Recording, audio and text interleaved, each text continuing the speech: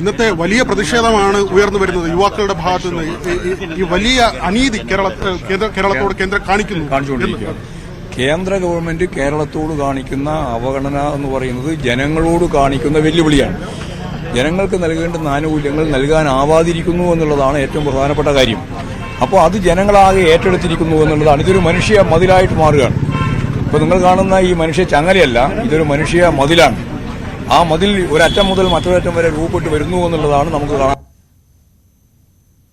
പരിശോധിക്കുമ്പോൾ ഏറ്റവും കൂടുതൽ PSC വഴി തൊഴിൽ നൽകിയ സംസ്ഥാനം കേരളമാണ്. കേരളത്തിലാണ് 28,000 വരുന്ന ആളുകൾക്ക് ജോലി നൽകാൻ കഴിഞ്ഞിട്ടുള്ളത്.